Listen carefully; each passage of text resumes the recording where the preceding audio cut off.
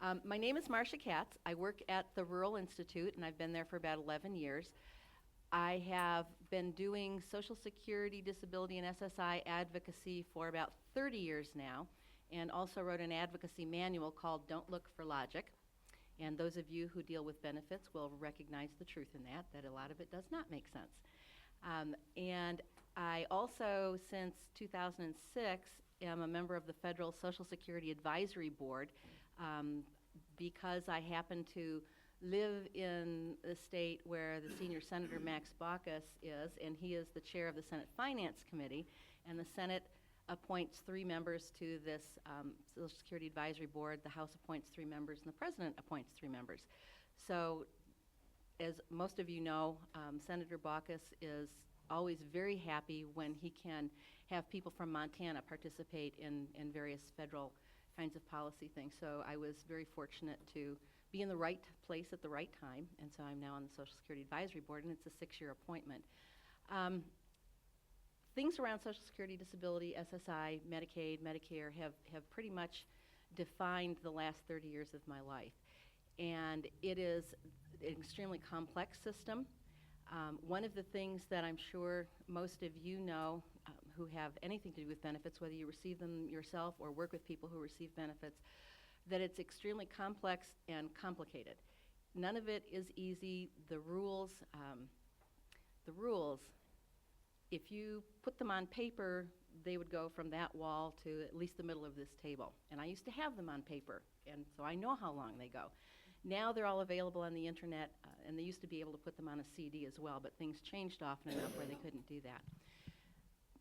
People with disabilities who want to work often are impeded because of the fears that they have about losing benefits, and particularly the health care. That's the most serious issue, I think, for folks.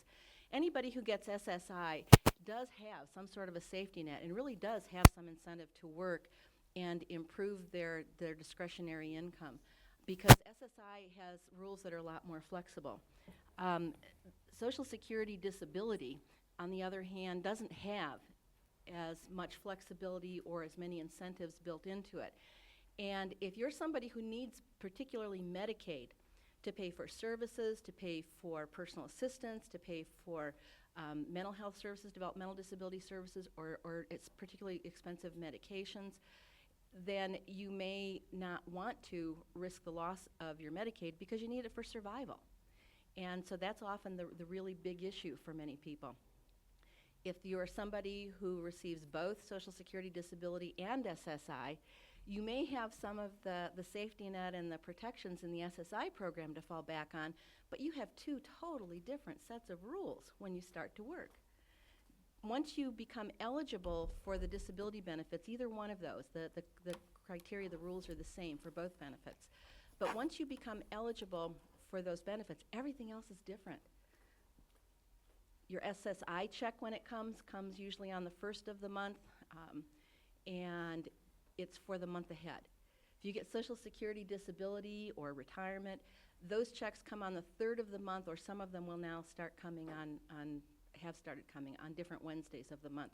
But those are for the month that already passed. So if you're getting Social Security disability or Social Security retirement, and you were to pass away literally on the last day of the month, Social Security would send a letter to whoever's left saying, we want that money back because you didn't live all the way through the whole month. I mean, that's the way. Now you understand why my advocacy manual is entitled Don't Look for Logic. Does not make sense to me either. And one of the things that I've been able to do, being on the Social Security Advisory Board, is that they tell me that I'm the first person who actually comes from the disability community. And for me, that doesn't mean that I go there and say things. For me, it's to be the vehicle for your voice. That if there are things that you're experiencing, or things that you would like to see changed, or things that keep on being problems, or things that are working really well that you love, those are things that I am always happy to hear about. My coworker, Mike Flaherty, Mike, you want to wave your hand? And I, we've worked together for the last 11 years, and for much of that time, both of us were assisting people with disabilities to become employed, whether that was by finding jobs or by starting their own businesses. And we actually have worked all over the country helping people with disabilities to start their own businesses. And I've also had the opportunity to work in many Indian communities across the country doing the same thing. A couple of the handouts that are up on the table there, one of them is a paper copy, kind of a copy of the actual book on self-employment, and it contains a lot of exercises so that if any of you are interested in potentially starting your own business, you don't have to go through this from cover to cover, but there are different pieces in there that you can go through and fill out, and it will help you figure out some of the things that you need to know, or help figure out if self-employment is, how to make it work for you. And it isn't right for everybody, but it's a great match for an awful lot of folks, and it's a great match for a lot of folks, frankly, who have mental health disabilities, who might not have as easy a time working with other people or in certain environments or whatever. And we've done a lot of businesses for people with psychiatric disabilities that have been very successful. I only have a few copies of another publication up there called No Lone Wolves, and that's some of the success stories. It's a few of them from, I think they're all from here in Montana, some of the businesses that we've helped get started. And in addition, there are two other handouts there that will be related to what Barbara's going to talk about in terms of the Medicaid Buy-In that is supposed to start here July 1st, I believe. We were part of the grant that sort of evolved into this buy-in several years ago, and one of the things we did was to send out a survey to people with disabilities across the state, asking them about the barriers that they feel that they have to employment. And fear of losing benefits and fear of losing health care were the top two, and that's probably no surprise to most of you in this room. But the results of our survey are in one handout, and the other handout is admittedly a little outdated, but I brought it anyway, and I'll tell you why. It's about resources to help with employment, and what isn't listed in there are the developmental disability services or the mental health services. What is listed in there are things like the people who can help you evaluate your benefits and what the impact of work would be on your benefits. There are also the VOC rehab offices and the workforce investment offices. Some of the addresses for a few of those places have changed, but the phone numbers are probably the same and the name of the place will still be the same. So that's just an easy place to look, and that's for the whole state. The other handout that's up there that actually it looks like there's one or two left in the lavender paper, I was hoping if people wanted to pass that around. After we got done with the survey, the last question we asked people was, is there anything else we didn't ask you that you would like us to know? And there were almost 150 people who had additional comments for us, and this all has to do with having a disability and working in Montana and the barriers that exist. So if you wanted to pass that around and people can look at what folks said, I don't know if you want to go grab one of those and just start it around there, because you're the only one that's got it at the table where you're sitting. So, so that would be, thank you very much for that. It's Tom? Tom, the lavender one. And if there are two of them, you can send one. Three of them, send one down each table. Maybe would you mind doing that? Thank you so much. And one of the Medicaid Buy-In program has been available federally since 2000, and so it's really exciting that finally, 10 years later, it's coming to Montana. My husband always told me when he first met me in Michigan that everything came to Montana 10 years after it came to some of the other places in the country. And since he's about 8 years younger than I am, and we had some of the same experiences during the hippie years, and I couldn't figure out how that could possibly be, and he told me that the 60s didn't come to Montana until the 70s, so that's how we explained that. So I don't know if there are some questions that some of you have, anything about SSI or SSDI that you would like to ask me, since this is, I've done advocacy for so many years. If there are some things that you don't understand or are curious about that are general kinds of questions that I might be able to answer, I'd certainly be happy to do that. When you're in a nonprofit advocacy organization and you hold like a secretarial position and they want to pay you $200 a month, but it's not as a stipend, what bracket does that fall into for SSDI as far as How they look at you earning Yeah. or not really earning? that maybe one of the things that I can tell you that might be helpful is that SSDI, Social Security Disability, has as one of the places where the red flag goes up sort of in terms of the impact on your benefits is if you gross $1,000 a month, and that's in this year, it goes up every year typically. So right now, if somebody on SSDI is grossing under $1,000 a month, that's gross, that's called the Substantial Gainful Activity Level, or SGA. Sometimes you hear it referred to as SGA. If you're grossing less than that, then they're not going to bother you. If you start to gross over that for an extended period of time, then that will trigger off some other things that will happen. You still have some room to try working to see how things go and see if it's going to, if it's going to work out for you. But if you're grossing under the $1,000 a month, then you really don't have anything to worry about. No, that's including my SSDI check and the I'm just talking about your paycheck. Okay. This isn't your total income I'm talking about. I'm talking about, when I say gross, it's what you get paid and what's on your paycheck before the taxes. Okay. Does that help? It does, thank you. Okay, and for those of you who end up having more questions about your benefits and the impact of work, you can go to Summit Independent Living Center, and they have a couple of people who are trained, who've been trained by Social Security, and if there are questions that they don't know, they have incredible experts that they have access to across the country that help them. So don't hesitate to do that. I was wondering, I'm on both SSI and death benefits because when I got SSI, since I received death benefits as a child, they give it back. No, not exactly. What happened is this. I'm assuming that this is from one of your parents, correct? Okay. So if you had them as a child, then you had it because you had a parent either die or retire or become disabled. And when that happens, any minor children are eligible for benefits. So you don't have to have a disability, and whether you have a disability or not doesn't even matter. But once you turn 18, then if you're a child with a disability and you're now an adult child with a disability, then you go basically reapply, and they convert those over to what used to be called disabled adult child benefits. So it's still on a parent's account, and it's still because that parent either died or could have retired or become disabled themselves. But now it's because you have eligibility under federal regulations as what's called an adult child with a disability. So I get those two, and Mhm. I think some of my social, I get less SSI because When you're working. And then I'm. Okay, yes, yeah, yes, And then I have the Medicaid and Medicare. yes, that's correct. And then, so now that I'm starting to work, I get about $400 a month between two different jobs. Uh-huh. Is that going to affect anything? Yes, it is, and first of all, I want to say that when you get both benefits, the total of the two should be, this year it would typically be $694. That's because SSI is $674 a month, and they don't count $20 of your Social Security disability, so the total of the two benefits would be $694.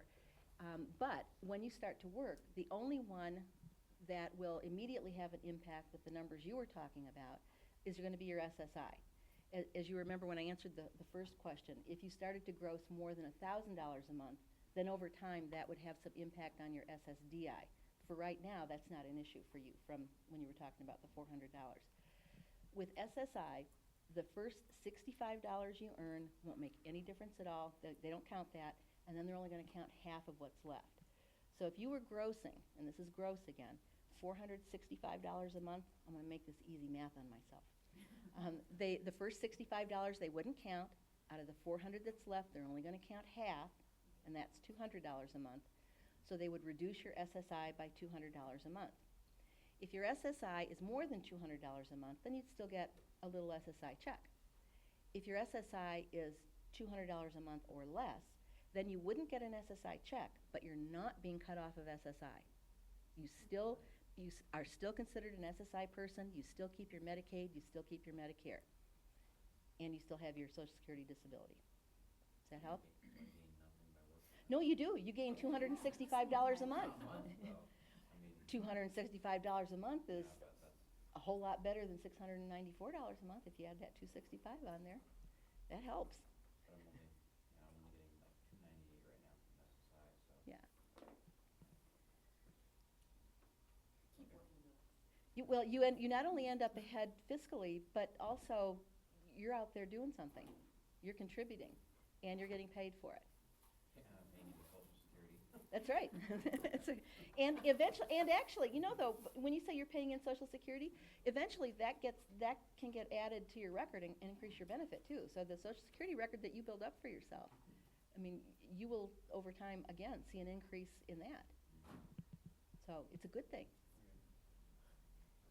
Yes, you have a question over here? Yeah. I have two questions, depending on whether the first one is yes or no. Uh-oh.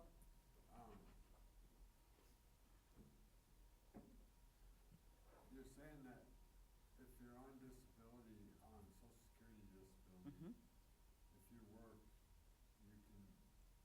you're eligible for the Medicaid buy-in. What I am saying is that right now, if you have Social Security disability and you work, you probably also have Medicare. The first thing we talked about was if you're grossing less than $1,000 a month, it doesn't mess with your eligibility for your Social Security disability benefits.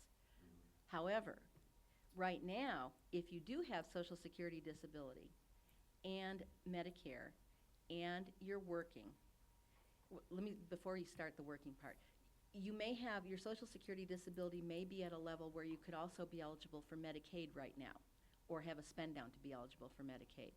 If you start working, then as you earn money, you get farther away from Medicaid, or your spend down gets bigger. With the Medicaid buy-in, that won't happen. Yeah. And we don't have, I think Barbara will talk about, sort of what's expected, but the rules have not come out yet exactly for the Medicaid buy-in program. They haven't been officially published anyway. I don't know, the department may have been working on them. But when those rules come out, it's going to be real important for everybody in this room to look at those rules and to comment on them, because if, for instance, for people who are married, I don't know what the state is planning right now, but if somebody is married and they're going to count your spouse's income, then that's not going to help you out at all in keeping your Medicaid when you work. So, I mean, there's some of us that have advocated for that income, any income that a spouse has should be disregarded. I don't know that that's what the state's planning to do. So those are going to be things to read real carefully and to make sure that you either individually or as a group, however you want to do it, but certainly give some feedback to the state on how this would work in your life and whether it's going to help you actually be able to go to work and earn money. Is there a limit, like a total limit, or a limit to how much money? Some of that with the buy-in, I'm going to have to defer to Barbara, and some of that is still, until we get the rules, I don't know what the answer to that is. And that's why it'll be real important to do feedback once you look at the rules. Alexis? I have just learned of something that was news to me, and great news to me, but I don't know the details, and I'm hoping you can tell me. When one of our clients faces commitment, and they have Section 8 housing and SSI, when they're committed for 90 days or up to 90 days, they face losing their home. If they don't have somebody to protect their personal property, they face losing all their personal property, and they face losing their Section 8 housing voucher. And I have just learned that there is a method of applying to Social Security for payment of your rent for 90 days. Are you familiar with that process? I'm not sure that that's what you're talking about. What I think is, I'm not sure that I don't think they pay your rent, but they don't take away your benefits. And this is for SSI. I mean, your Social Security disability wouldn't be taken away anyway. But for SSI, if you are, and this is in Social Security language, institutionalized, and that could be a mental health facility, it could be a hospital, it could be a nursing home, it could be anything that's considered an institution under federal regulations. They will still continue to send you your SSI check as though you were still living independently. And the reason this is an issue is that if you are in something that's classified by Social Security as an institution, and again, that could be a nursing home, it could be a hospital where Medicaid is paying for most everything. If you're on SSI, the only benefit that you're actually due then is $25 a month. However, when it's the situation that you just described, where you are particularly in a mental health institution of some kind, they will continue to send the whole SSI check as though you're still living independently, rather than cutting you back to that $25 a month institution rate for up to 3 months. So that you have the money so that there's the money is available then to pay the rent or whatever. And if you are not able to take care of that yourself, there are a couple of options. One is that you could certainly write out a legal document that would authorize somebody else to do that. That's one option. Another option could be having a representative payee where they get the check and then have to take care of your bills. A third option can be, some people have done things where if you have, often a family member or somebody that you trust implicitly, and this requires a lot of trust, where there's an account where they have their name on it too and can then do something with your bills. A lot of older people do this. I worry sometimes about both older people and younger people just because you want to make sure that somebody isn't going to take advantage or run off with the money. And we've seen spouses do that before too. So, but there are those options that people can use so that those bills can then continue to be paid. How do you access that 90-day payment? Well, you don't have to access it so much as you have to report that you've gone into a hospital. And then the clock will start running, and so it shouldn't be a problem. And actually, if you're having benefits direct deposited, frankly, they could keep on getting direct deposited, for a year until Social Security does its yearly checkup on you. Your SSI could, and then only then would they know that you had been in the hospital. But you should be reporting those changes all along. But the hospital, Montana State Hospital is required to report to Social Security when people are admitted. Oh, okay. And Well, then they know. automatically terminate them at that point. They shouldn't be. Oh, you know what though? Medicaid isn't paying for the. Hospital. Yeah. And see, when it's a Medicaid thing, that's not an issue. But here in this state hospital, that Medicaid doesn't pay. Medicaid doesn't For it, pay. doesn't that? So they're looking at it as getting probably in-kind. But I think I thought you still would have access. I can look that up actually. Well, I have my little netbook here, and I'll look that up while Barbara's presenting, Okay. and to verify that. Anything. That's a real issue for Absolutely. people with mental illness who may face Yeah. commitment, is how do you maintain your home while Yeah. you're getting better? And it's frightening to think that you would lose everything to get the treatment that you need. Exactly, and I think it still exists, and I'm not sure what the mechanism is, but I wanna look that up to make sure, and then can give you the actual policy so that you have that. I mean, you should never trust anything I say where your benefits could be at risk in any way, shape, or form, whether it's talking to me or if you go into the Social Security office. If you have something that's a concern about your survival, you need to ask for a copy of the policy, and they have to give that to you for free, and you should never be afraid to ask for that. I mean, there are times if I go in and somebody tells me something, even though there's a lot of stuff that I've encountered over the last 30 years, I don't know everything. And if I hear something that doesn't quite make sense, or like just now where I'm not sure, then I'm going to say, I don't want to give out incorrect information. Can I please have a copy of that policy? And you should always not hesitate to ask for that. It's in your own best interest so that you can see the rules and not just have them interpreted, through another person. Tom? It would seem like a person that's receiving disability may go into an institution, would plan that all ahead of time. Well, you can't though. I mean, you could have something could just happen. Life happens. And sometimes. But somebody's got to help you, or somebody's got to do these things. Oh, you're talking, okay, so you're talking about not because you're necessarily going to go into the hospital, but just in case. You're talking about, okay. And that's a great idea. I think that's a great idea. That's not any different than, when people talk about end-of-life advance directives or having medical power of attorney. There are those kinds of things that exist for, that are specially tailored for mental health as well. The Bazelon Center, for instance, has done a really nice one that's available on the internet. But I think that's a wonderful idea to have some of those just-in-case kinds of things. It's like having a first aid kit in your house. You do that just in case, not because you're hoping you're not going to need it, but you never know. So that may be something that you all want to work on as a group even, or to do something with to get that information out across the state. Did you have a question? How do you enroll in this when it comes up in, Barbara's going to tell you. That's her baby, so she's going to tell you all about that. Yes. Could you explain this SRI I can.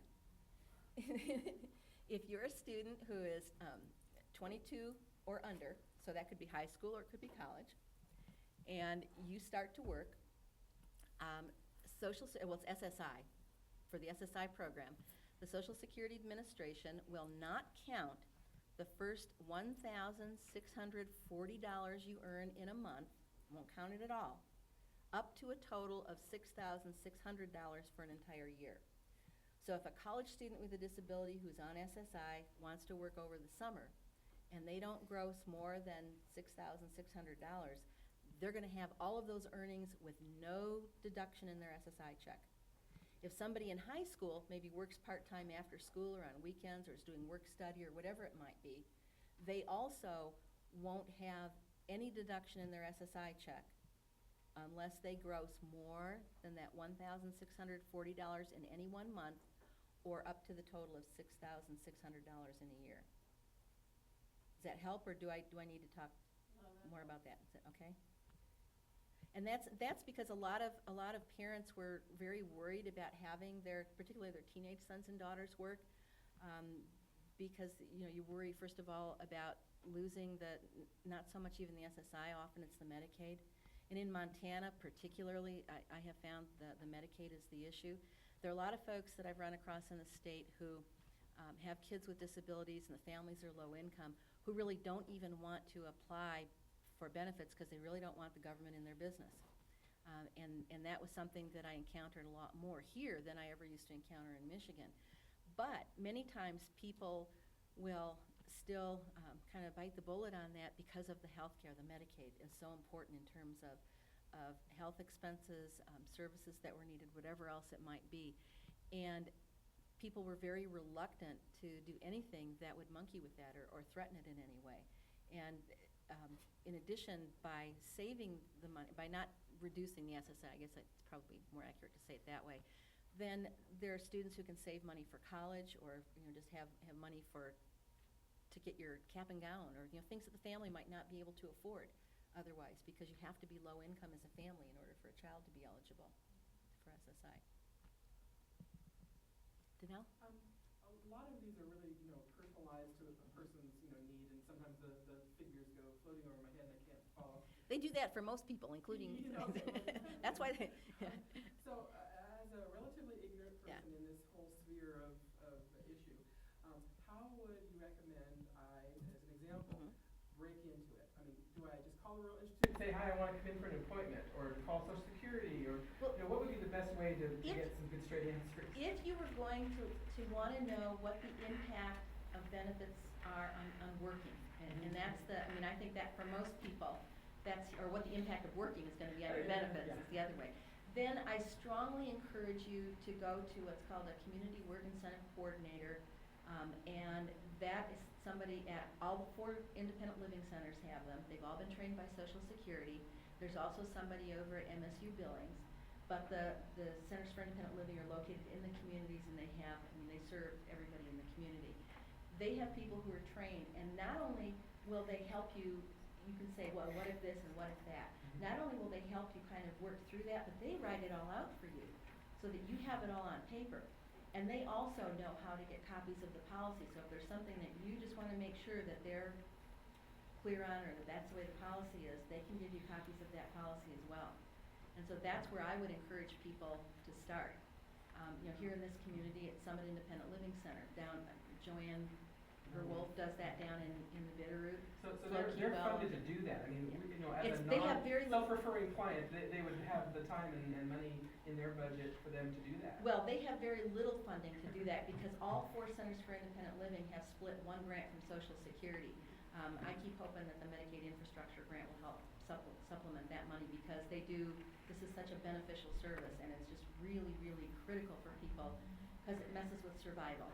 And you've got, it's unless people know and are comfortable with being able to survive, and you got to get your food and your shelter paid for and have your health care. Working can be a real challenge. There are a lot of barriers. And Disability Rights Montana also Oh, has I am so our sorry. PABS Thank you. specialist who also can help with working through your Social Security benefits and the various including help you set up a Path past plan. plan, which is what I was thinking about, that might be of interest. Over. Well, Whenever you think I actually did find I should resources. stand in a corner because I can't, that's the second time today DRM hasn't been.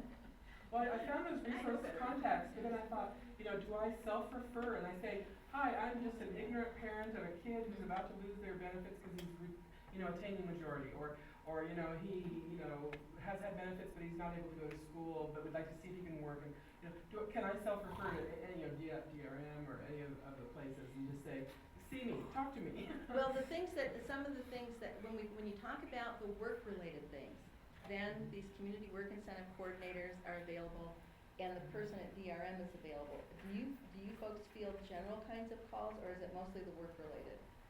It's specific work related. Okay, that's what I thought, and I We didn't. don't do, you know, eligibility for SSI, we don't Yeah. do appeals, we If don't you, do. if you have general questions, you can certainly start at the Social Security office and ask for copies of policy. I certainly field some calls, but I have a small ability to do some of that. I can't get involved real intensively with people, because of what my job actually does entail, but I also don't turn people away, and so if I get questions, I can answer some general kinds of questions and then look at trying to get you hooked up with people who may be able to do more follow-along. And I don't know, you know, was it Melinda that was here? I don't know what the mental health center does, but there are some folks there that certainly with work have a good feel for a lot of this, and with some other things. I would love to see all of the mental health centers and the developmental disability services, everybody have an advocate for benefits. Because unless we can assure and help people, assist people to maintain their survival benefits, we can't do any of the other stuff that we want to do. I mean, people need to know that they can survive first. So I would encourage you to advocate for that kind of stuff too. Paul, go ahead. Yeah. What does your crystal ball look like with healthcare reform, where it sort of uncovers a decision about Medicaid coverage and disability or income assistance? There's actually, that's a very timely question, because tomorrow at 11 o'clock Montana time, there's going to be a web chat on that specifically deals with the healthcare reform stuff for people with disabilities. And you know, if people want to give me, if you want to send around a piece of paper and everybody put their email address on it, I would be happy to forward that information to you. But one of the people who's going to be talking about that, the two people who are going to be doing it are Henry Claypool, who's actually a friend of mine, who is also the disability person at Health and Human Services in the federal government.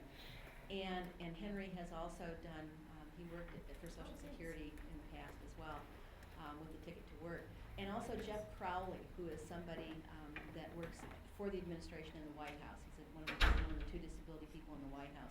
They're going to be doing that web chat specifically on disability-related stuff with the new healthcare reform. So, like I said, if folks want to send around a list and put email addresses on it, I would be more than happy to forward that information, because I don't How have about it. I'll send you everyone's email address? That would be fine, It'd however be a you- little bit easier than. Well, and then I can just send it to you, and then you can distribute it And I out to can do people. that as That would well, be, yeah. now that would be fantastic. And Yeah, then, I think that's great. and if you don't get your questions, if you are able to listen to that, and I'm sure they'll archive it, and you're not able to get your questions asked, then absolutely contact me. And if you have specific questions, there are a lot of people I know who I can probably get the answers from, if I don't know it. There was one other person over here, and then I'm gonna let Barbara. Yeah, you mentioned it'd be helpful to have people in the agencies who could deal with this. Is there a training available? Actually, there is. Benefits analysis? There are the people who have contracts with Social Security, the individuals who actually work with you are called community work incentive coordinators, but they're part of what are called work incentive planning and assistance grants, and so like the organization is kind of the WIPA, if you will, WIPA, and then the person who actually helps you is the community work incentive coordinator. Social Security does these trainings all over the country, and while the first people that they serve are the people who have these contracts to do the benefits counseling, they always encourage and invite community partners to come.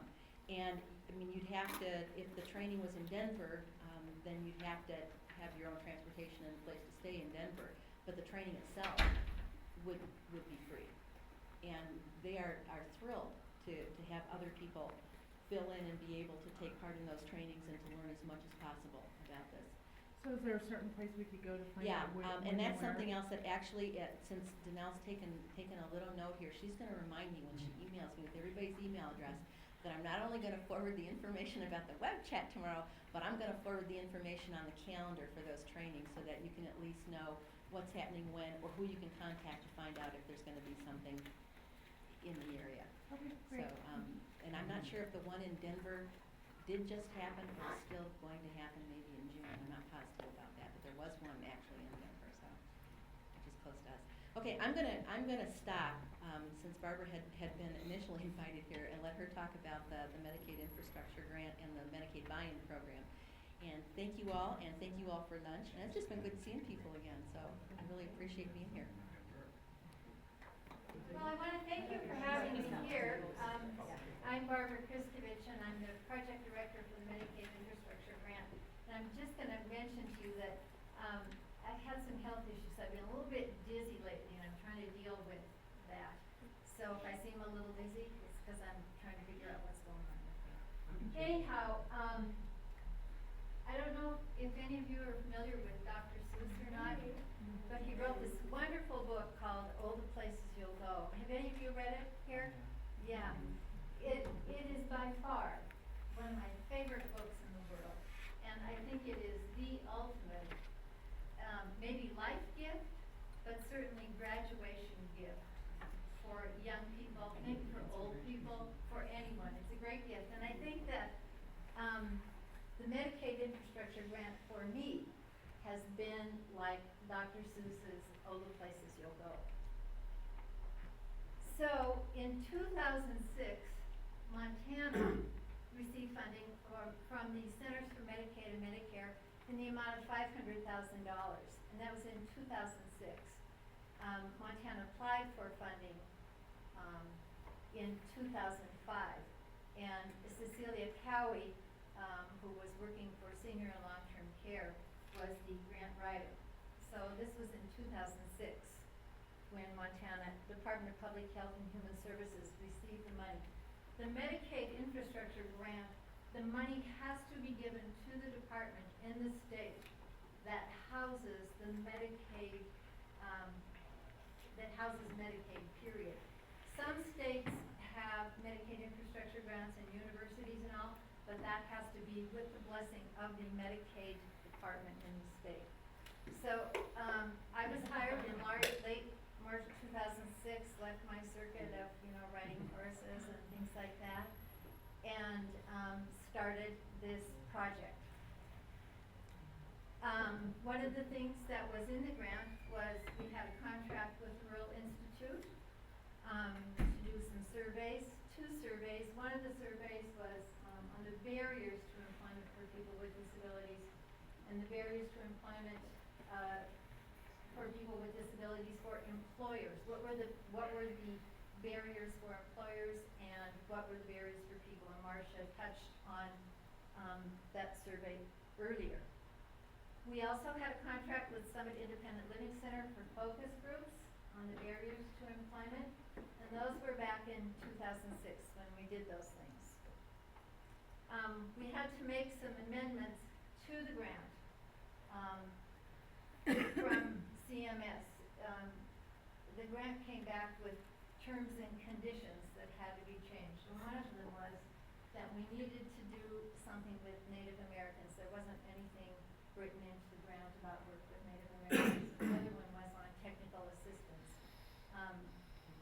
The Medicaid Infrastructure Grant has 2 technical assistance providers, and one of them is the National Consortium for Health System Development, and the other one is the Center for Workers with Disabilities. We in Montana chose to go with NCHSD as our TA provider, and they provide assistance on the grant because this is really building infrastructure. We all hear about buy-in, it's building the infrastructure for that buy-in. So, as I said, we contract with NCHSD. We attend 2 2 national meetings per year. We have monthly technical assistance calls. They've assisted us on a number of things, and I'll get into that in a little bit. They're based, by the way, NCHSD in Chicago, and they are an umbrella agency of health and disability advocates. We also have a coalition that oversees the activities of the grant and provides input into the grant. We held our first meeting in August of 2006, and we continue to meet 4 times a year. And these are our members of the coalition. Larry Noonan is the chairman. David Schoenberg from Fort Belknap is the vice chairman. Tom Rolfson is one of our business people. He's the manager of the Herberger store in Butte. Jim Brown is a consumer from Billings. Marsha Armstrong, of course, is from the MDD. Dale Mayhew is the head of customer service for Northwestern Energy. He's one of our business members. Dorothy Salmonson, I'm sure some of you here know Dorothy. She's a Missoula person. Helena Boas, who works for the Rural Bioethics Project, is a member. John Collins, a retired VR person. Teresa McEwen is a CPA in Malta, but her daughter has traumatic brain injury, and so Teresa represents the TBI group there. Chris Clasby from Missoula, I have Jim Brown on her twice, excuse me. Senator Gerald Peace, who is from Pro-Agency, is on the coalition. Marsha Sampson from MSUB, Center on Disabilities in Billings, and Esther Medina, who is the Area Work Incentive Counselor from Salt Lake City, is on our coalition. So they pretty much come from all over the state and are members, and it's just kind of our broad expanse. The coalition meetings, we try to move them around. Sometimes we meet in Helena, sometimes in Butte. We've met in Anaconda, we've met in Billings. And so we try to move them around so people don't have to drive so much and understand the depth of what other people are dealing with in different parts of the state, what services are like. So as I said, we meet quarterly. We meet the 3rd Thursday of the month from 10 a.m. to 2 p.m. It's posted on the state calendar on the MIG web page. Public is always welcome. The next meeting is Thursday, June 10th, and we're trying to figure out where to meet, if we're going to meet Helena or Billings right now, but it will be posted. As I said earlier, the MIG coalition provides input and ideas for the project. I'm going to go back a little bit earlier on the terms and conditions of the grant. Centers for Medicaid and Medicare were concerned that in the grant that I talked about Native Americans, but not much going on, and so I met with Anna Whiting-Sorrell, who at that time was working in the governor's office, and I told her that I had attended an empowerment conference for Native Americans with disabilities in Washington State, and that I would like to do something similar in Montana. And that was in September, and she said to me, then do it. And I like her attitude because that's pretty much how she is, then do it. So in November, I held the first empowerment conference, and there were about 75 people there. There was one in 2008, it grew to about 150 people. 2009, we had about 275 people attend. And this past year, we had over 350 people attend the empowerment conference for Native Americans with disabilities. I hold it at Quataqnuk, which is a Native-owned facility, every year, and invite tribal people, family, friends, and support to the conference from all of the reservations and from the Little Shell tribe. It's a great conference, and we try to focus on a variety of different things at the conference. Some of the things that we've looked at are Social Security work incentives, self-employment. This year in our self-employment piece, we had Philip Balaji from Missoula here dealing with self-employment issues and Native American funding. We had Amita Patel from the Missoula Community Development Corporation. We had Erin McNay from the Department of Labor, and Esther Medina was there from the area work incentive counselors, talking about how Social Security wants to, what is the word I want to use, encourage people to take advantage of the idea of self-employment. We also look at healthy eating, because we know that the rate of heart disease and diabetes on the reservations is very high, so we want people to eat healthy. All the food that we provide at the conference is healthy food. We make sure of that. We work with, I don't know if any of you listen to NPR or not, but we work with Greg Patton and John Jackson in developing a menu there so that everything we eat is healthy there. Dr. Mark Dietz comes in from Fort Harrison every year and talks about a variety of things. This year he talked about strokes, because if you're Native American, you have a 60% higher chance of having a stroke than the normal population, so that's really high. Our empowerment conference for Native Americans next year is scheduled for April 2011. I went to my boss this year and said to him, I think that's my last conference, to Hank Hudson, and he said, I think you have one more in you. So, I guess I have one more in me. It's a lot of work to put together a conference with that many people. And the other thing that we do, I allot a huge amount of money for this conference, that we pay for all of the lodging for people who come to this, because we know that many of the people can't afford the lodging. We provide meals, we do an opening reception, and I also do a travel stipend for people coming there, because I know many people can't afford the travel. And it's not full travel or mileage reimbursement, but it is a stipend that helps them with their gas and their meals, because we want people to attend and to get the message. We also did a survey of American Indians with disabilities, and this was developed by Dr. Nate St. Pierre, who used to teach at Montana State University and now works at Rocky Boy Reservation in the area of economic development, along with Ms. Youngbear, who's the head of boat rehab at Fort Belknap. And it was distributed to all 7 of the reservations with input from all. And those results the tribal folks are using and for their own use and limited use with the state, but we want them to have that information, and we wanted to seek some through the state also, some information. We also have contracts, Native American contracts, with 5 of the reservations for benefits planning. And this has been a big piece of the Medicaid infrastructure grant, because we know that work incentives, and Marsha mentioned the importance of work incentives, are incredibly important. And so we have provided training through health and disability advocates for, there were 12 people who attended the training, and to become benefits planners. They're not certified work incentive counselors, they're benefits planners. And they were trained by HGA, homework, pretty much the same thing, but they are not certified work incentive counselors, they're benefits planners. And since that time, last September, we had a meeting in Billings with, and I'm going to forget her last name, Marsha, and you might think of it, Terry Uttermullen, from Social Security Administration, and Esther Medina, and we brought together everyone in the state who is a certified work incentive counselor or a benefits planner. And as a matter of fact, I don't see Alex in the room now, but who's the head of disability rights, Montana? Bernie Franklin. Yeah, Bernie was there too. And it was, there you are, Alex. Bernie was there.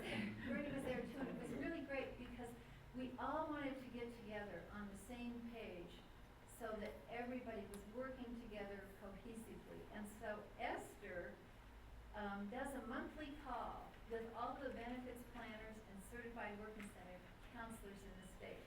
Because also through the Medicaid infrastructure grant, we have a contract with AWARE. And AWARE has trained 2 certified work incentive counselors through Social Security and a benefits planner. One of them is based in Billings, Jessica Carjala, and there are 2 based in Anaconda, 2 certified work incentive counselors, Erin Miller and Pat Newman. And also, we have a contract this year with MSU Billings where we've even bumped it up a little bit more, and we now have 2 half-time certified work incentive counselors, one in Billings with Tiffany Kelker, and one in Helena at the job service half-time. And so we're just trying to beef up this infrastructure for work incentives.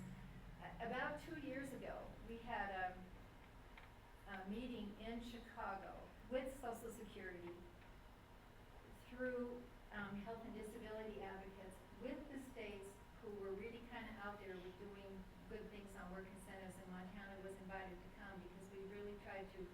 push this issue as being really important, so we've really beefed up the system.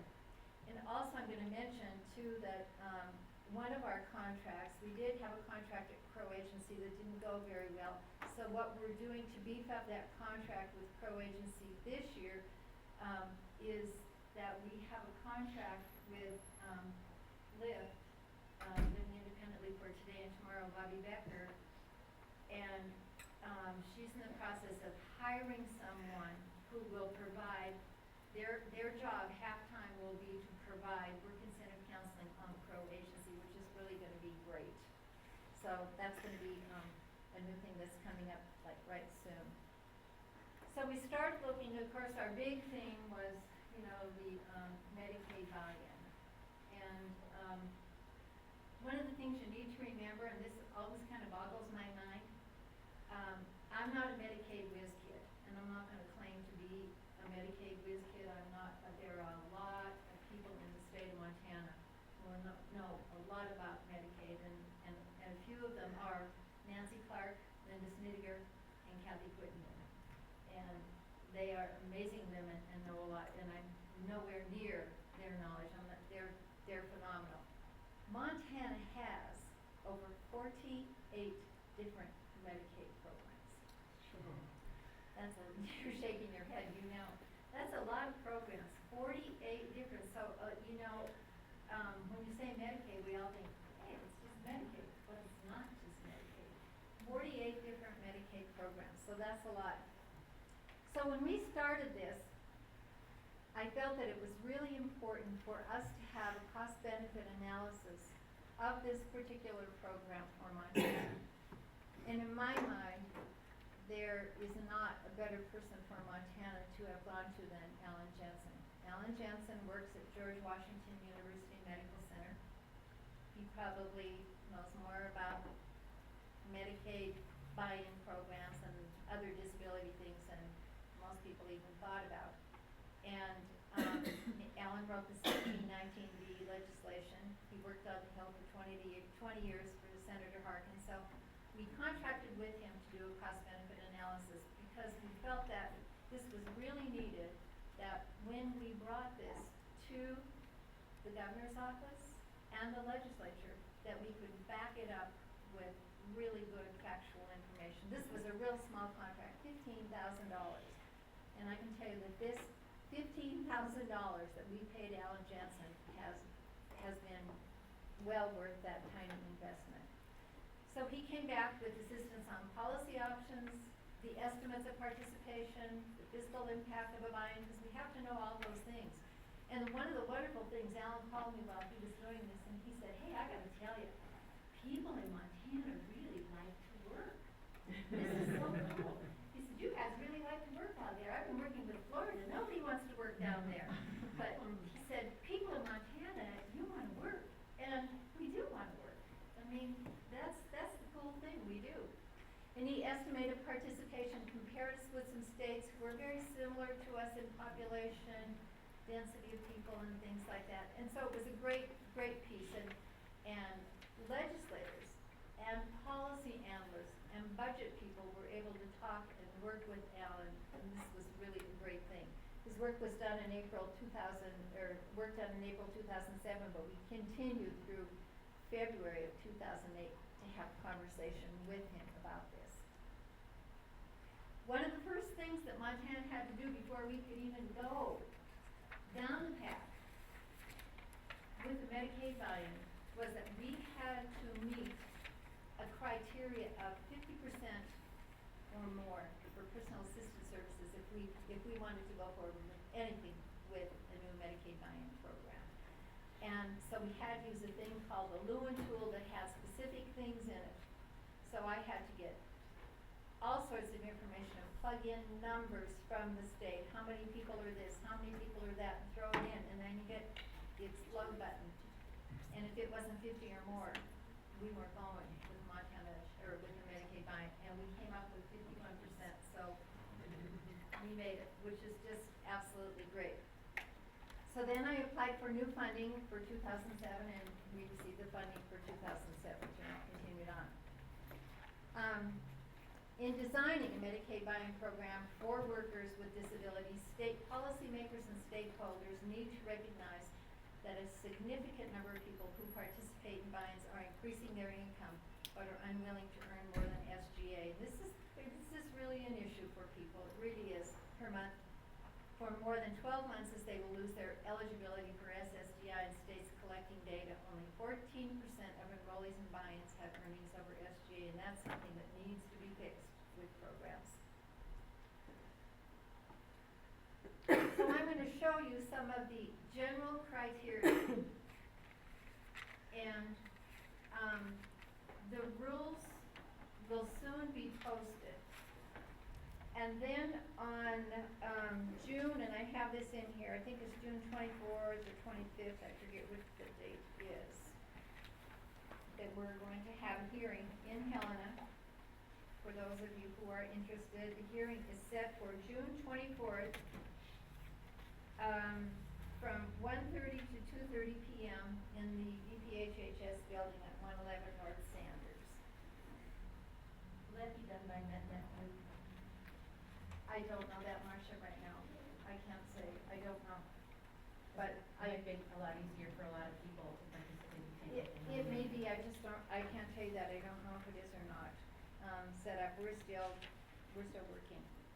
So and I have this in here. Concern. Yep. I don't know if it is set up that way. I don't believe so, but I'm not sure. An individual is eligible for benefits through the Medicaid for Workers with Disabilities program, and we're calling it that because Montana already has a Medicaid buy-in program. So we're not calling it that, we're calling it Medicaid for Workers with Disabilities program. Number one, person has to be employed. They're eligible if they're employed. Has a disability as defined in 42 USC 13, it goes on, except that the individual has or has had earnings above. I did not put everything in here from the rules that are being developed because it's huge. You'll be able to go on and find the rules. And I'm not sure that they're posted yet today, but they may be. Has family income and resources that do not exceed the limits specified in rules 4 and 5, and we'll go through theirs. Pays a cost share amount as specified. Now, we're not calling it a premium, it's a cost share. And for people like Alex, that should just kind of flag should go up all over the place. You know why that is? Because you're prohibited charging. Oh, no. It is because of lawyers. It's always our fault, really. Because if we call it a premium, lawyers have been looking for anything within state Medicaid programs that refers to a premium. Because if it refers to a premium, it limits out things, and in specific lawsuits they can go over that. So we can't use the word premium. Cost share is our word for it. Satisfies all other eligibility requirements specified in the authority cited in Rule 2. So Rule 1, you have to be employed. That's the thing. You can't be in the program if you're not working. And employed can mean self-employed or employed. Family means the individual applying for or receiving Medicaid and any relative and relatives who reside with the individual and whose income and resources are deemed available to the individual pursuant to the SSI regulations. And keep in mind, it goes on and on and on. I didn't want to put every drop of everything in here. 3, gross income means an individual's income before any deductions or disregards are subtracted. Indian means any person who is a member of an Indian tribe. And then Indian tribe meaning, and that goes on for quite some time there. I didn't want to put all of that in. 7, retirement or pension fund or plan means a fund or a plan specifically established and earmarked for the sole purpose of providing financial resources. And that goes on about what those are. Rule 3, an individual is eligible for MWD if the individual is employed, has a disability, family income that don't exceed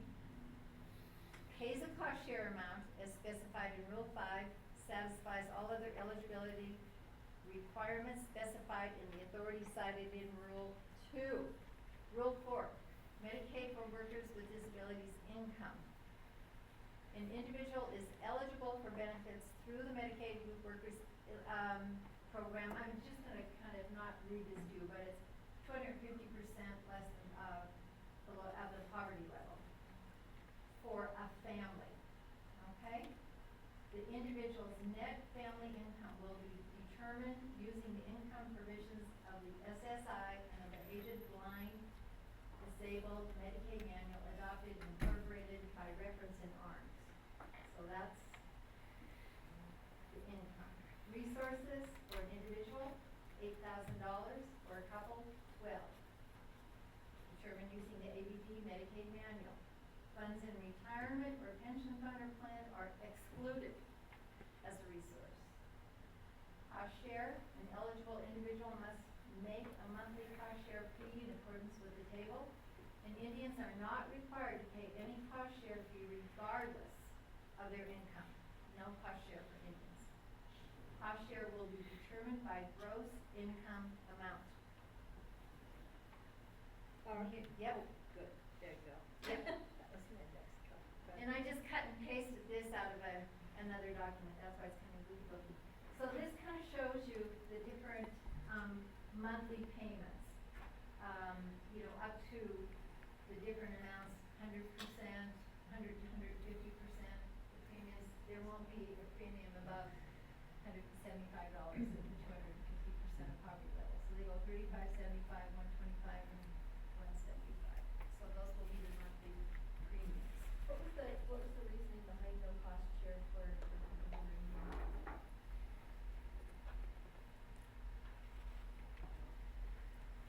I don't know if I have it here, Marsha, but if I don't, it's in the rules. It's in the rules, and I can't exactly. What rules? The state Medicaid rules. If I can't find it in here, if you wanna call me, I'll have Nancy get it to you, or I'll get it to you. I don't think I brought it with these hard things.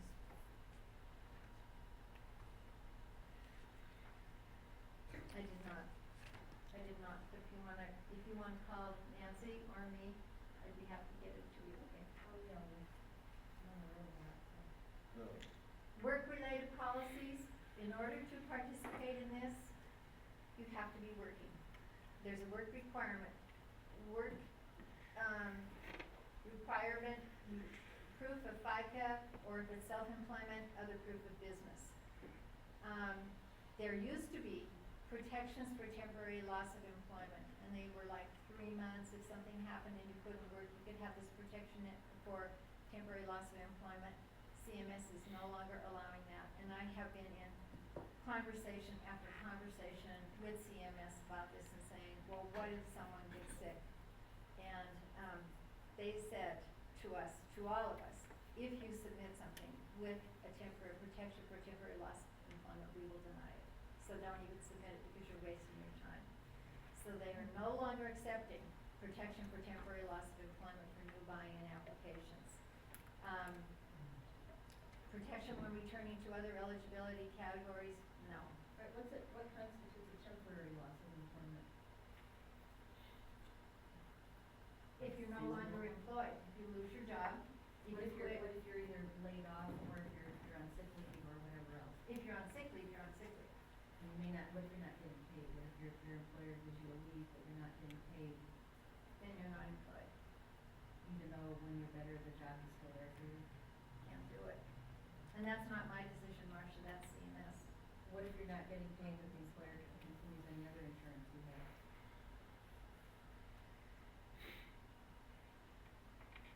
You're not getting paid because you're not putting in any work, but the employer can continue your insurance. If you have health insurance, then the employer. Then that would be up to the employer, I guess. Yeah, but are you still considered to be employed then? And I don't think so, not under that. I mean, I can't, according to them, you must be employed, and according to CMS, you have to be employed.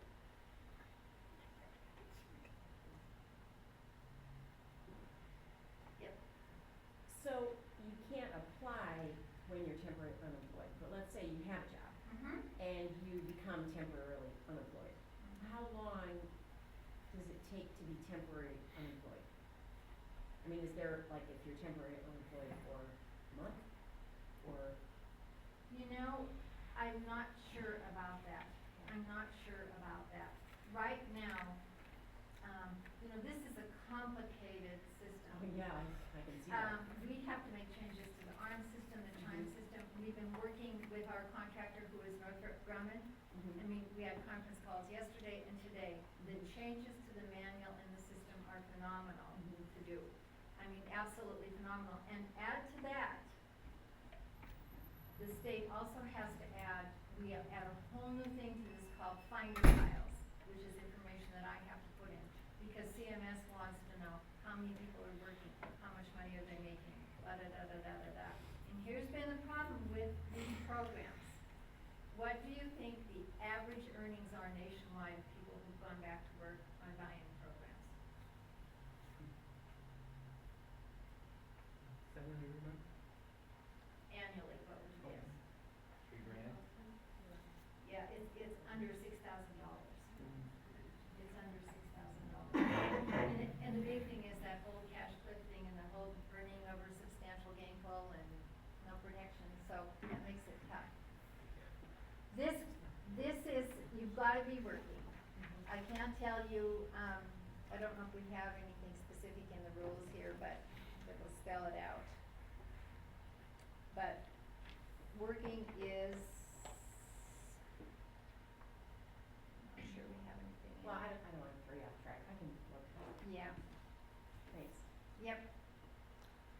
Anyhow, this program was approved by the legislature in 2009. The rules hearing is scheduled for Thursday, June 24th in the DPHHS auditorium in Helena, which is at 111 North Sanders from 1:30 till 2:30. The program will begin on July 1, 2010, with the necessary approvals, if the necessary approvals, that should be an if, not the is, are received by CMS, and we're confident that we will get that. But that is our start date, is July 1, 2010. So that's a couple months away. Less than that, month and a half away. So concerned persons may submit their data, views, or arguments either orally or in writing at the hearing. Written data, reviews, or arguments may be submitted to Rhonda Lespotsky. Goes on here with her address, phone number, email, and can't be received later than 5 p.m. on June 25th, 2010. When are the rules out? They might even be up today, Marsha. I'm not finding them unless you can tell me where you have them, because I'm on the MIG site. And I'm not finding them. Is it on the DPHHS? Yeah, on the Medicaid infrastructure. Yeah, site. then it's not up yet, yeah. As I said, we're still working with Northrop Grumman, and that's been a huge, huge deal. One of the other things that you have to keep in mind is that, I don't know if many of you know, but DPHHS has undergone a lot of reorganization. And a lot of reorganization creates chaos. And, especially in the terms of budgeting and programs and everything else. So, I know that much of my budget was backlogged 3 months worth, in this whole thing. And so, you know, it's tough.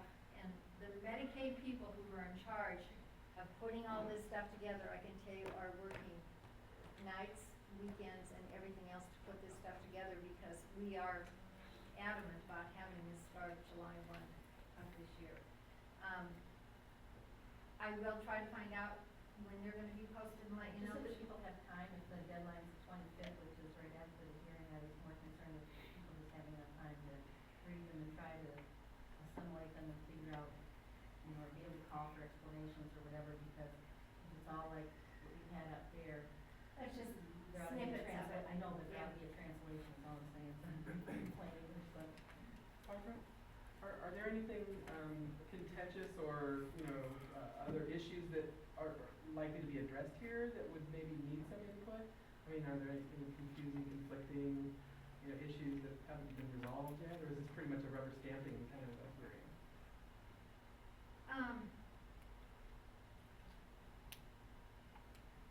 Well, I don't think it's a rubber stamp.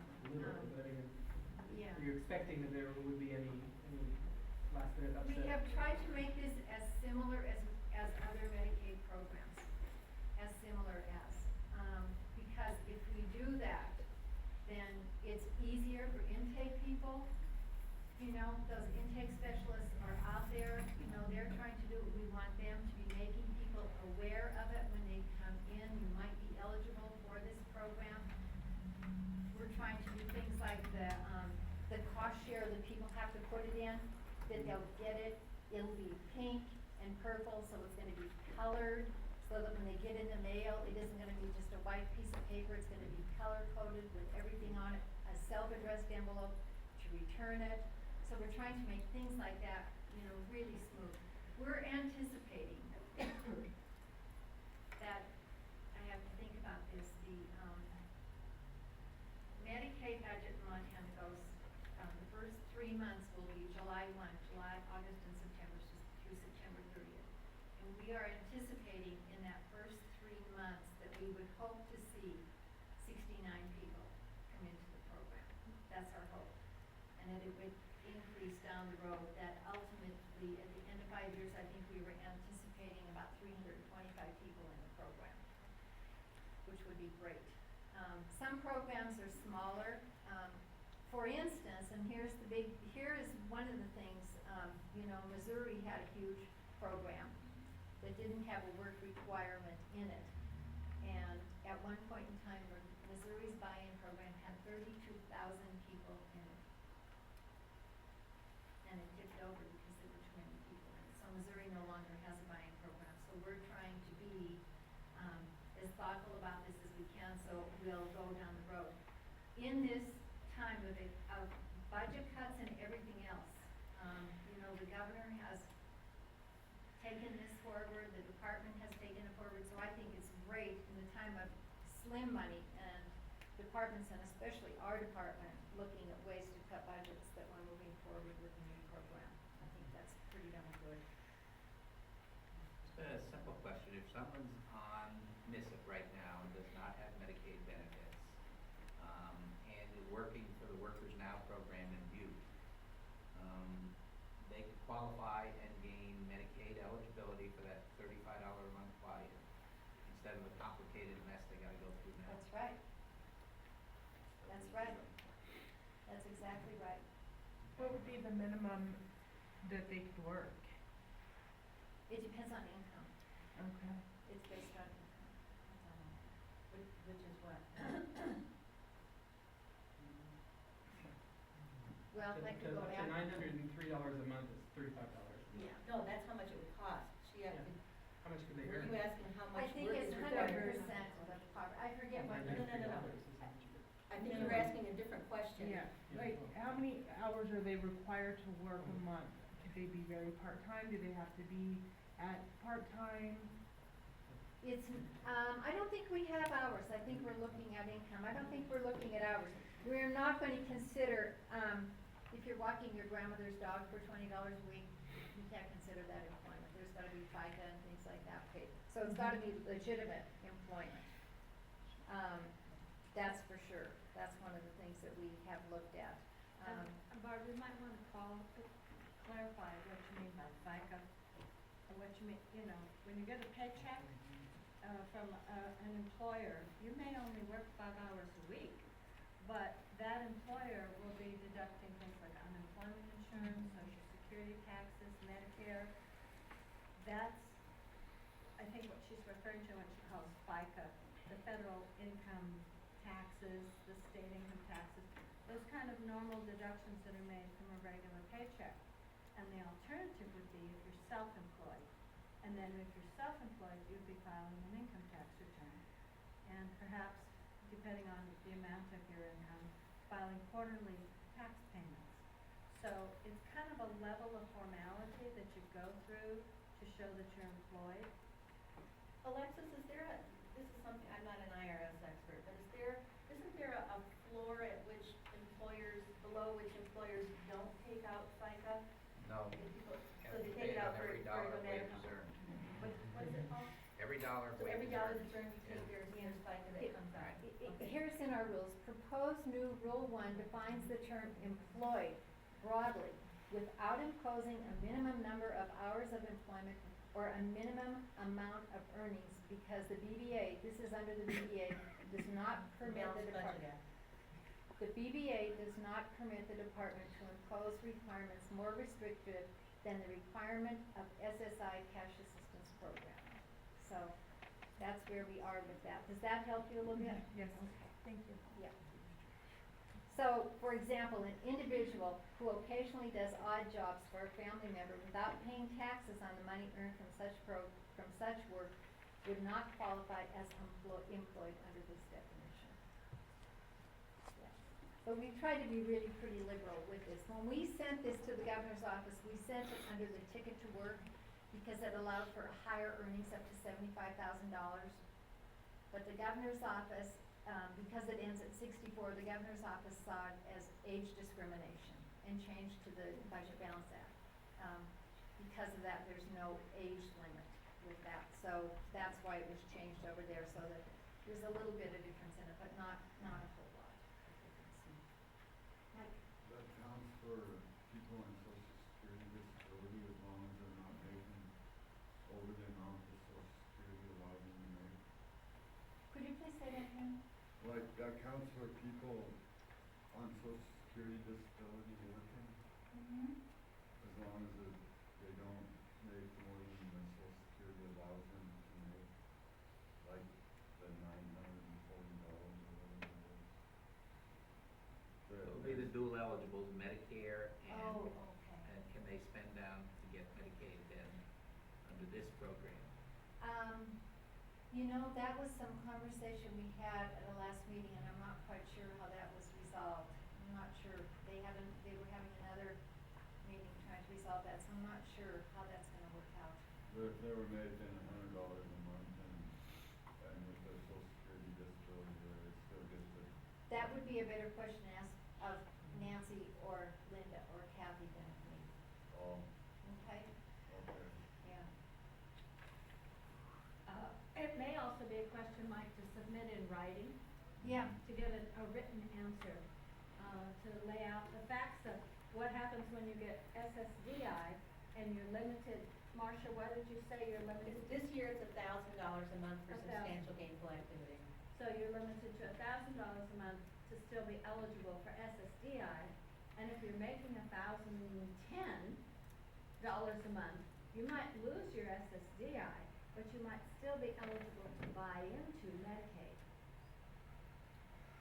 Is that what your question was? I think- I'm just wondering if you're on SSDI and if you're working, you still get the buy-in part-time.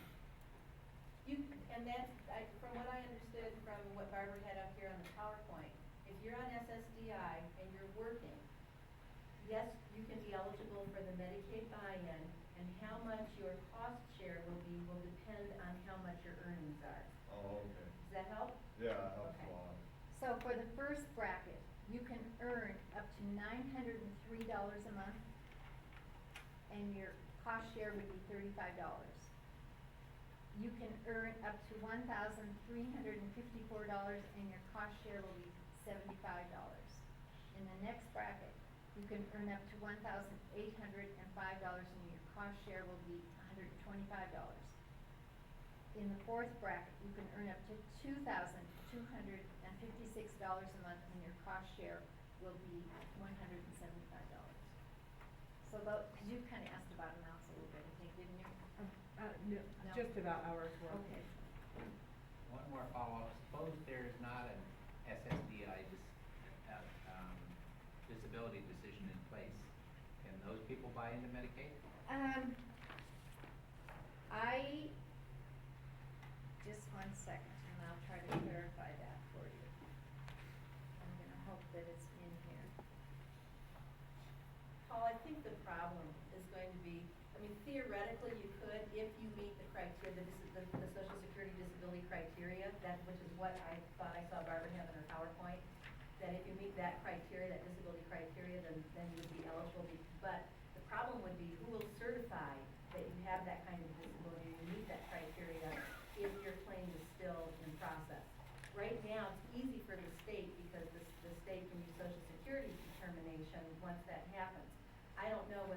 state will have somebody in Medicaid that can look at the same medical material and make its own determination, especially because with the Social Security backlog, some of which go on 3 years, you know, that, and people may absolutely. Doesn't really change that front door. If you don't have a disability decision, you're not gonna be eligible for this either. Well, and I think that's something to, if that in fact is correct, my interpretation here is accurate, because I'm gonna find disclaimer in this. But I think that's exactly the kind of thing that needs to be submitted either as written testimony or at the hearing. Is that because, I mean, people in Montana shouldn't suffer because the administrative law judges are all backed up at Social Security. I mean, that doesn't seem fair. Well, we have since 1972 I- everywhere. I get that, and we're trying to do something about it, I promise you. But that's still somebody here shouldn't have it suffering. I mean, healthcare reform addresses that. It no longer has that disability decision to gain health benefits. Well, and that tomorrow on that web chat, that's gonna be, I wanna hear more about, because they're developing rules right now too, so I'm real curious to hear what that's gonna look like in reality. So the main beneficiaries may be the dual eligibles right now, the Medicare, disability certified individuals. That's all easy. Yeah. Those are real easy to start out. Alexis, Well, then there's a different issue, and I think Paul's point is an excellent one. Yeah. Because there are people who are disabled who do not meet the financial Financial criteria criteria for for- SSI because they have too much in assets. But the asset level here is different More. than the SSI. well, or the working at level. I mean, even the fact that you're grossing more than $1,000 a month, because if you go apply and you're grossing $1,000 a month, you wouldn't be eligible for Social Security disability either. Even if you're disabled under Exactly. the 20 US. Exactly. Even under if you the have US the level code. of, right. You may not meet Yeah. the financial criteria of SSI, but you meet the disabled criteria and you're working. And so that's going to be an interesting question, is how then, if those people cannot meet the SSI financial criteria, but they meet the SSI disabled criteria, they may never apply for SSI. Exactly. Or But or they're Social still- Security disability. I mean, either or. Well, but you have to have work history to get SSDI. But if you go apply for either benefit and you're grossing more than $1,000 a month, you will not get that. You will not get You it. will be ineligible. But you're allowed Only to regardless make of your assets. Yeah. $2,300 Right, a month and and still still buy it. Right. So has there been any discussion about how you're going to identify that group of people? There has been, yep, there has been, and that will be there when all the rules come out, and I don't have that with me. I'm sorry, but I don't have it with me. Well, there's currently the MEDS program, which does allow a fairly rapid determination of disability if you have all of your documentation about disability available. And it's not through the ALJ, it's, who's it through now, Barb, do you know? I mean, it's not a Social Security program. Well, I've never been clear about it. What is that? The MEDS program is a way to access Medicaid rapidly when you don't have a Social Security determination yet. And it used to be handled by, she's now a judge in Billings. She used to do the MEDS determinations. I think that has to be a state thing, Alexis. I think it might be, but No, I think it has to but be. it is an alternative way Yeah. of making a determination. Now, it does say here, general criteria, has a disability as defined in 42 USC 1382C, except that the individual has or has had earnings above the level for substantial gainful activity. So that's, Well, that's the that earnings piece, but that doesn't get the assets piece that. no, but I'm talking about the disability piece. It's Okay. a determination of disability. Someone, I think, No, but Paul and if you, Marsha is correct. Someone Barbara, has to make that. if you, that just is dealing with earnings. I know you're talking about disability, but what Alexis had said was that what if somebody meets that disability definition, but they have never been through the system to be determined to meet Right, that disability right. definition because they have too much in assets for SSI. Right. That would have to be a state determination. So the state then is building in some sort of a determination for disability then? We're still working on these, I can't respond to that right now. Okay.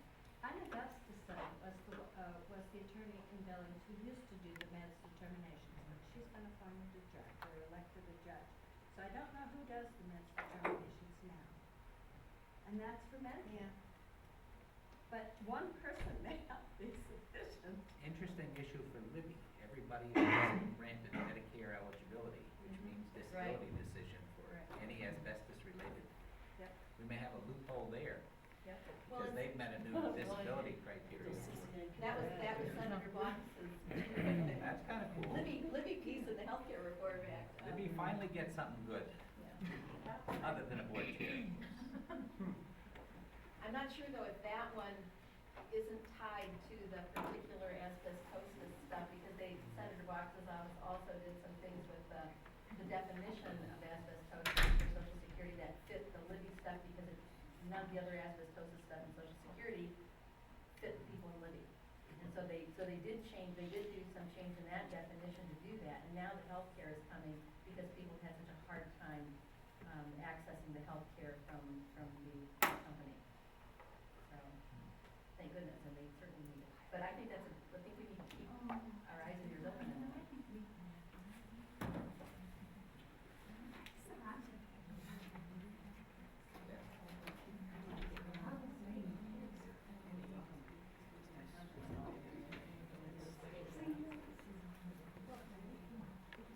Can I just tell you about this, 'cause I'm gonna go with work incentives for a minute. We've done close to 30 workshops on work incentives with trainers and health and disability advocates, attorneys from Chicago since 2007, and we're going to be doing 4 more workshops. When you're asking about information on work incentives, we're going to be doing 2 more in July and 2 more in October around the state, because we're still trying to get that message out about work incentives. And another thing that we have coming up is we've done resource mapping with MSUB Center on Disabilities. And so there's gonna be an interactive resource map, and the resource is gonna be for people with disabilities who wanna work. You'll be able to click on a town, drop-down map. It's gonna show you all the resources that are available. It's gonna be updated every month. Unlike print material, this will never be outdated. It's gonna be continually renewed. And this has been really a cool thing to work on through the MIG, because interestingly enough, the state and MSUB have technology that each other doesn't have, so bringing the two together has brought wonderful technology together in making this happen, and that's gonna be up and going within a week or so. That's really been a cool project.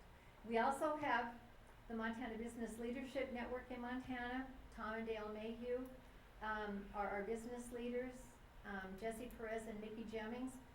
The Business Leadership Network is part of the United States Business Leadership Network, and the whole goal of it is all part of this infrastructure for the MIG. It's not, this thing is just not about new Medicaid buy-in. It's building the infrastructure for people with disabilities to go to work.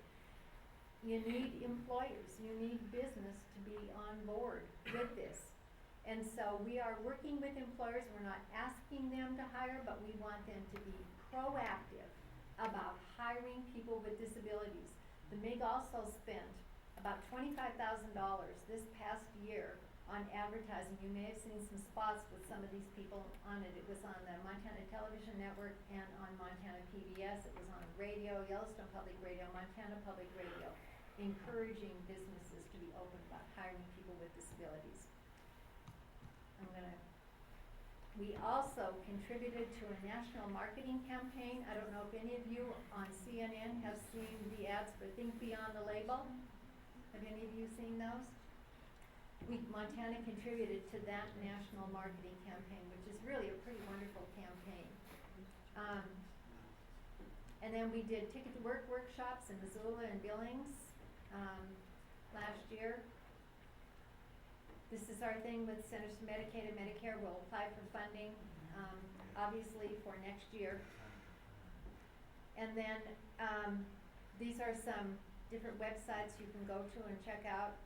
The MIG website is on the DPHHS website. In conclusion from Dr. Seuss, so be sure when you step with care and great tact, and remember that life's a great balancing act. And thanks, guys, for having me here, and make sure that you check this out on the rules, and if you want to comment, please do. Thank you.